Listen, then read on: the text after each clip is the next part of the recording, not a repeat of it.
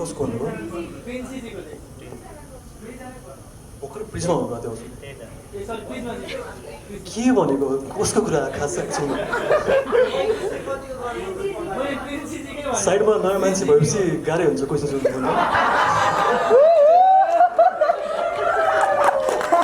धेरै पछि भेट भएको छ होइन त्यही भएर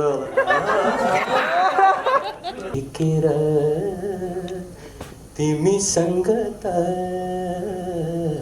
साट्न सक्छु म तिम्रै नगमा गुनगुनाइरहे।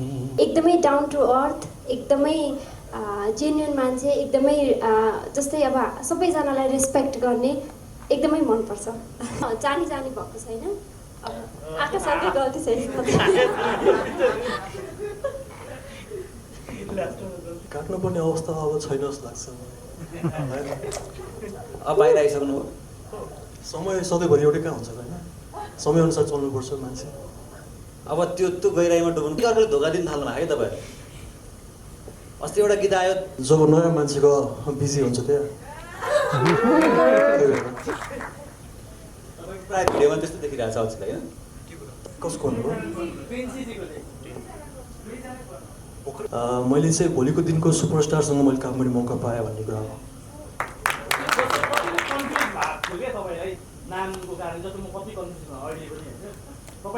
तपाईँको ध्यान यता छैन, कहाँ छ थाहा छैन।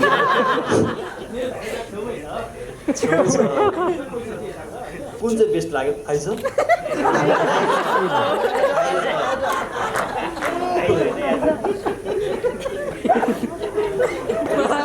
अहिले पनि कन्फ्युज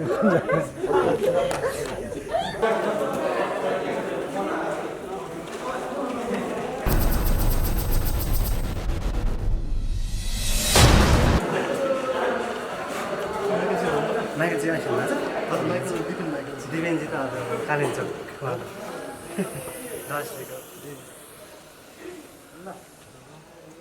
ए म मात्र हो अहिले प्रिन्सिपलजी हेर्नु आउँदैन बस्दा उता बस्दा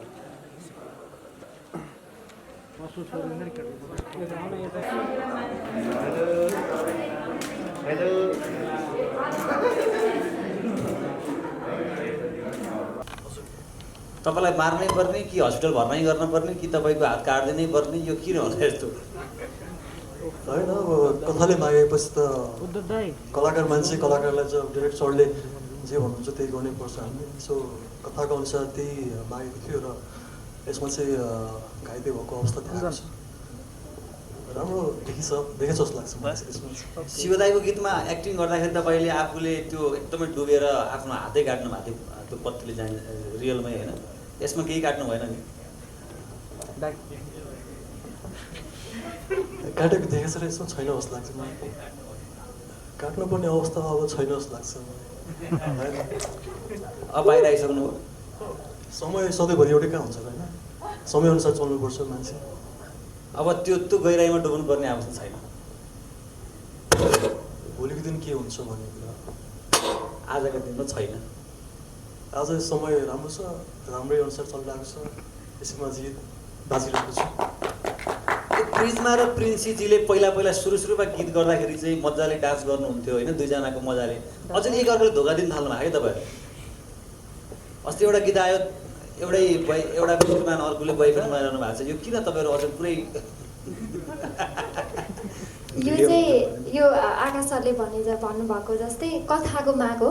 हामीलाई तिम्रो मन बदलिएछमा पनि निकेश खड्का सरले त्यही रूपमा प्रस्तुत गराइदिनु भयो र यहाँ पनि माइकल सरले चाहिँ हामीलाई दुश्मन जस्तो बनाइदिनु भएको छ। हजुर, माइकल सरको कथाले गर्दाखेरि हामी दिदी बहिनी अलिकति सौदा टाइपको बनेको होइन। लाइक यो भिडियोमा चाहिँ हेर्यो भने म जानी भएको छैन, अब आकाशकै गल्ती छैन। प्रिन्सीजीले होइन आकाशजीको फोटोको सिरा कोड्नु भएको हजुर हो नि। रियल लाइफमा कहिले कोही त्यस्तो क्रेजी हुनुहुन्थ्यो तपाईँ जसले गर्दा तपाईँले कुनै कलाकारको सिरा नै बनाउनु भयो वा सिरा कोड्नु भयो थियो लाइफमा कोही? नाइ सर, मलाई सबै कलाकार नै मनपर्छ एकदम। हामी प्रिजमा म सानैदेखि नै नेपाली चलचित्र अनि गीतहरू सङ्गीतहरू सुनिरहेको मान्छे, त्यही भएर। तर त्यस्तो सबैजनाको एकदमै ठुलो फ्यान हो, तर कहिले पनि त्यसरी सिरक नै ओढ्नुपर्ने प्रिन्टै गरेर त्यस्तो चाहिँ कहिले नै गरेन। यो अलिकति साथीहरूले यसलाई दुई अर्थी नबुझ्दिनु होला। मैले आकाशजीलाई यो प्रेमको बारेमा थोरै क्वेसन सोध्नाले भाइ साहब यो प्रिजमा र प्रिन्सेसजीलाई अलिक कन्फ्युज पारेर राखिएको भिडियोमा एकदम कन्फ्युज भएको भिडियो को आइरहेछ, कसले चाहिँ सिन्दुर हालिरहेछ। खास यो हामीले पहिलोचोटि के अरे प्रिजमा र प्रिन्सी सबै भिडियोहरूमा सँगै र यो कुनै पनि सर्ट कुनै पनि सँगै एउटा स्क्रिनमा राखेका छैनौँ। अनि किनकि हाम्रो आकाश भाइ पछिको स्टोरी चाहिँ भन्न मिल्ने अवस्था छैन अहिले होइन। अब कथा नै त्यस्तै बनेको छ, अहिले धेरै नखुलाउँला।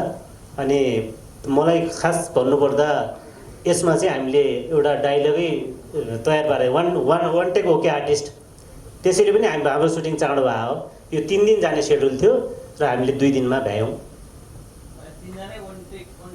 3 जनै वान टेक एकदम सजिलो भयो। जसले भिजुअली हेर्ने हो भने नि भिजुअली चाहिँ त्यति धेरै स्ट्रङ छैन क्या भिडियो होइन, एकदम साधारण छ कि कट कट कट कट गरेर लगाएको छ।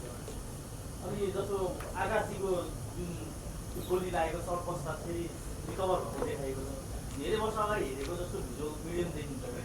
हजुर, यसलाई किन समय सापेक्ष लानु भनेर यस्तो हो, अडियोले नै यसलाई धेरै क्यारी गरेको छ क्या। यस्तो हो हजुरको यो कस्तो भनेपछि यो अडियो एकदम सफ्ट मेलोडी। अनि हाम्रो पहिलोमा चाहिँ हामीले कसरी गयौँ भनेपछि हामीले पछिल्लोमा जुन स्टोरी छ नि त्यो स्टोरीलाई चाहिँ ठ्याक्कै रिबिल्ड नहुने गरी पहिले हामीले हस्पिटलबाट पछिल्लो पार्ट पनि त्यस्तै छ कि अलिकता अलि डिफ्रेन्ट प्याटर्नको छ। तपाईँले भन्नुभयो अडियो र शब्दले मागेको अनुसार हामीले चाहिँ यो कथा बगाइयो। यो जस्तो सेकेन्ड पार्टको लागि राख्न खोज्दाखेरि फर्स्ट पार्टमा धेरै कुराहरू चाहिँ मिसिङ थियो, धेरै कुराहरू गर्न नपाइने। अब यस्तो हो, तपाईँको यो हामीले conclusion very soon in female part भनेर भनेको छौँ नि। के भन्नुभयो हजुरले क्वेसन? प्रेमको आकाशमा उडिरहँदाखेरि युद्ध किन हुन्छ?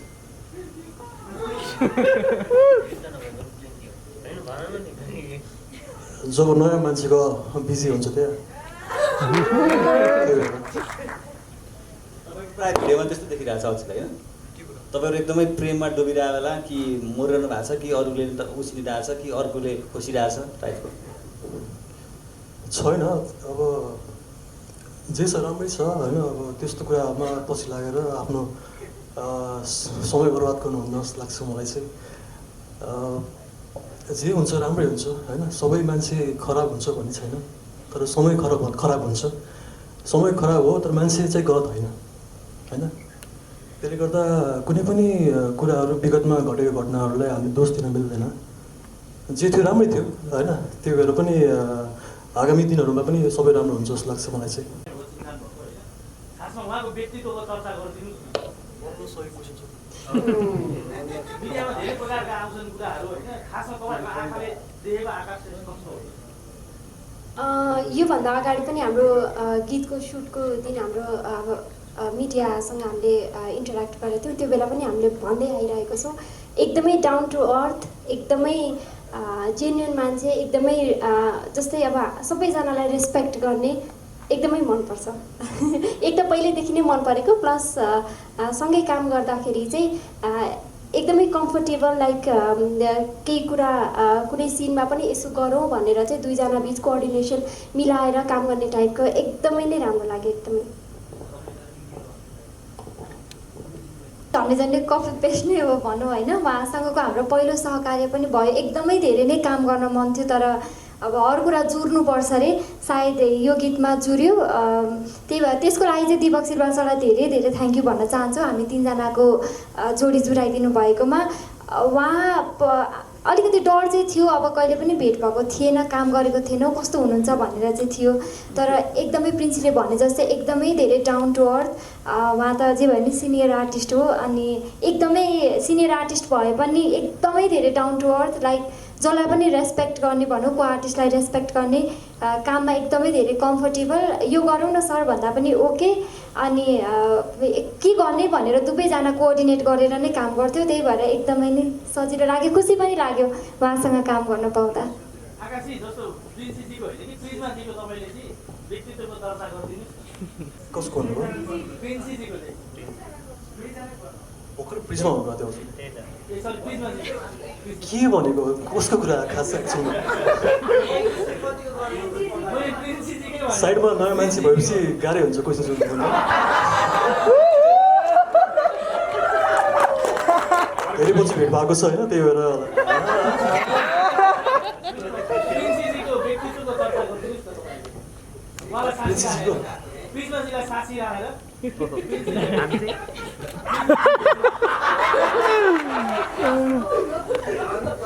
ए सृष्टि क्वेसन सोध्दै थियौँ भएन। ए पुण्य दाइ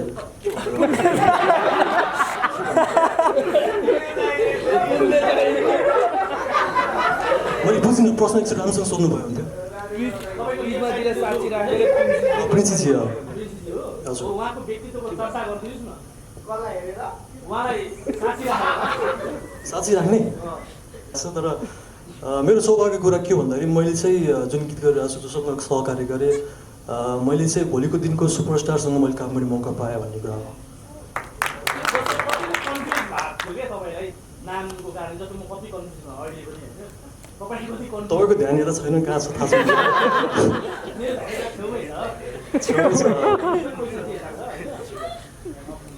तपाईँ कति कन्फ्युज हुनु होइन छैन म, किनकि स्टार्टिङमा सुरुमा कन्फ्युज भएको थिएँ म। अब सेम लाग्यो, तर अलिक प्रिज्माजी चाहिँ अलिक पातलो हुनु रहेछ होइन, अलिक पातलो फिल गरेँ मैले। त्यसले गर्दा हजुर पातलो दुब्लो फिल गरेँ। अनि प्लस मेरो श्रीमतीको क्यारेक्टर गर्दाखेरि चाहिँ उहाँको निधारमा सिन्दुर यो साडीको पहिरनको कुरामा झुकिन्थेन। सुटिङमा पनि डिफ्रेन्ट भएको कारणले गर्दा झुकिने अवस्था आएन, तर अहिले चाहिँ म चिन्न सक्छु राम्रोसँग उहाँको के हो भनेर।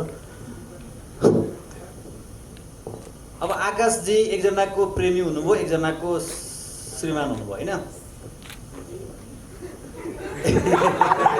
प्रिज्माजी तपाईँलाई चाहिँ आकाश श्रेष्ठ आइज अ फ्रेन्ड, आइज अ बोयफ्रेन्ड वा आइज अ श्रीमान कुन चाहिँ बेस्ट लाग्यो? आइज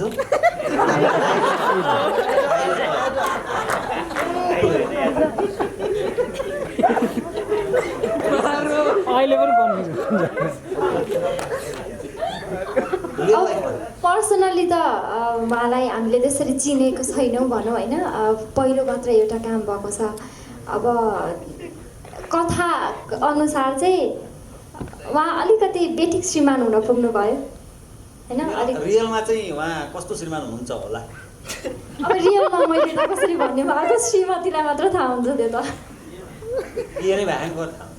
त्यही त एक्ज्याक्टली हजुरले फ्युचर भन्नुभयो, मैले पनि फ्युचर श्रीमतीकै कुरा गरेको।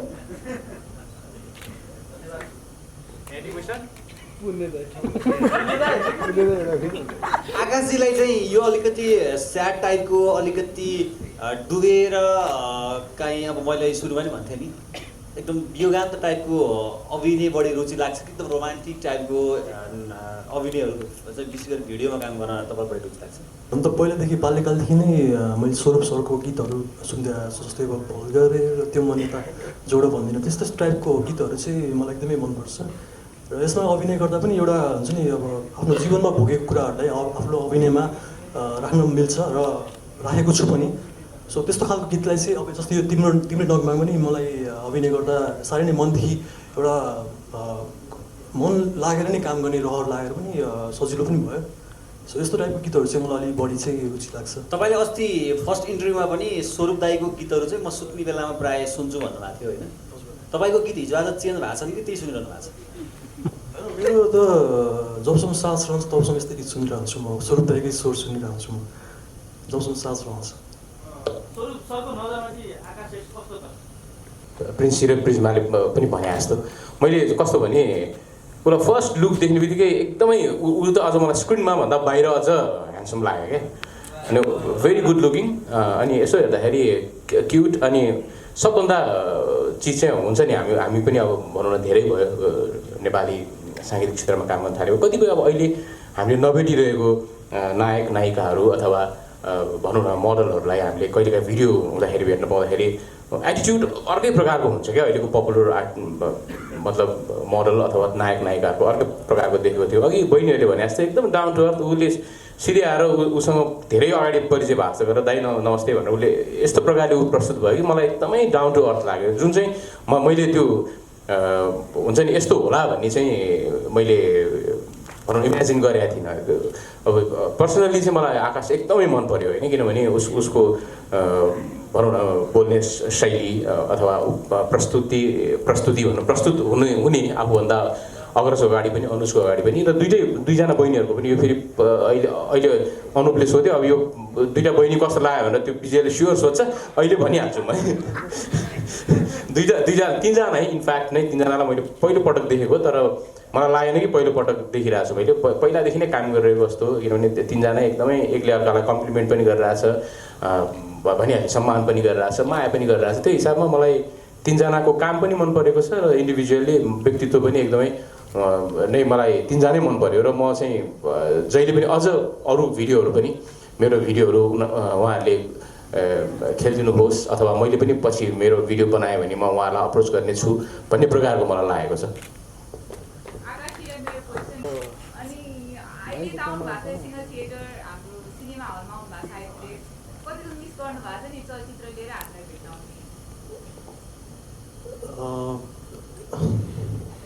अलि इमोसनल हुन्छ यस्तो कुरा सुनेपछि म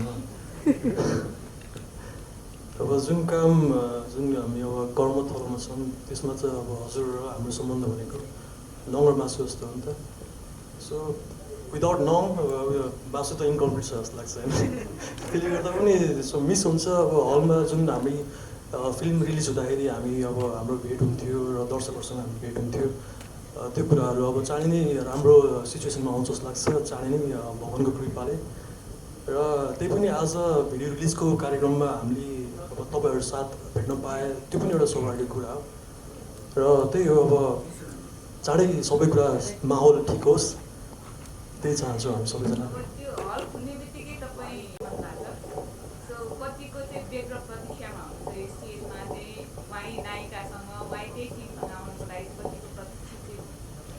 अवश्य पनि कुनै राम्रो काम गरेर जसलाई पनि एउटा राम्रो प्रतीक्षा हुन्छ आफ्नो फल हेर्नलाई कस्तो छ भन्ने कुरामा आउटपुट कस्तो छ भन्ने कुरामा सो म पनि अब सम्हालिन्छ कहिले मन रिलिजको तयारी राम्रो भइरहेछ हिजो भर्खर म डबिङ त्यसको सकेँ मैले र राम्रो काम भएको छ अवश्य पनि दर्शकहरू पनि एकदमै वेट गर्दै हुन्छ रिलिजको टाइममा एकदम एक्साइटेड छु र हाम्रो जुन टिम छ हाम्रो सुदर्शन थापा सरको काम एकदमै राम्रो भएको छ हाम्रो पूजा शर्माजीको पनि राम्रो भएको छ अल ओभर टिमले राम्रो काम गर्नु भएको छ र एक्साइटेड छु म पनि थ्याङ्क यू ओके यो गीतलाई पनि अल द बेस्ट धमाका मचा होस् थ्याङ्क झिकेर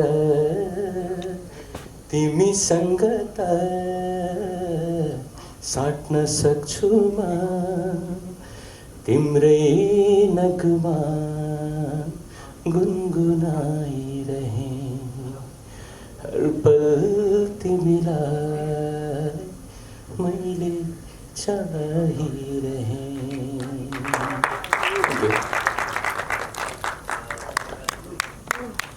यति भन्दा यो माइक म हाम्रो दाइ अगाडि के नाम भनेको थिएँ त्यही दाइलाई दिन चाहन्छु